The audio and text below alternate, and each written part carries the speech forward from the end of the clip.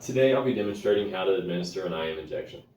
First thing I'll do is I'll make sure I have all my supplies, and then I will follow my 11 rights and 3 checks of medication administration. Starting off, I'll perform hand hygiene and get a fresh pair of gloves. And can I ask you for your name and date of birth? Taylor Wright, 11/17/96. Great. And do you have any known food or drug allergies? No. Awesome. While I'm finishing up here, I would make sure I have completed all the necessary assessments in order to give this medication to my patient. So the first site will be the deltoid muscle, and I will find the patient's edge of the acromion process, and I will go 3 fingers down, and I'll make a triangle with my other hand, index and middle finger, and right in the middle of that triangle will be the location of my first site. And if you'll lay back for me. The second site will be the vastus lateralis muscle, and I will divide into 3 equal parts, both horizontally and vertically. And on the outer middle aspect of the muscle will be my second injection site. And will you roll over to your left hip for me? Thank you. For the third site, I will find the greater trochanter with the palm of my hand. And using my index finger, I will find the anterior superior iliac spine, and moving dorsally with my middle finger, I will find the iliac crest. And when I see that triangle with my 2 fingers, in the middle of that triangle should be the muscle for the third injection site.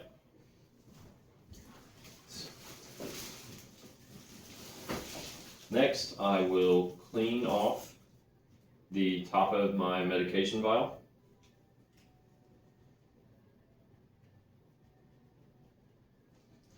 While that is drying, I will get my syringe, and for IM injections, you want to use a 20 to 25 gauge needle with a needle length of anywhere between 5/8 of an inch and 1 1/2. For today's medication, we will be withdrawing 1 ml of fluid. I will puncture the stopper with the needle, and holding it eye level, making sure I don't touch anywhere but the top of the stopper, I will withdraw 1 ml of fluid, using the meniscus as my guide point to make sure I have enough.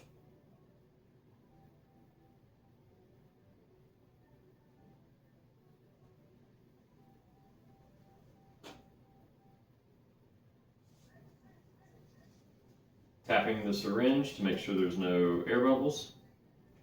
Good. I will recap.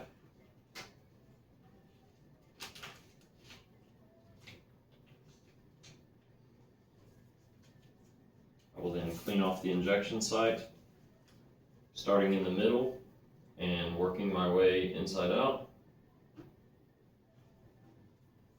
While that dries,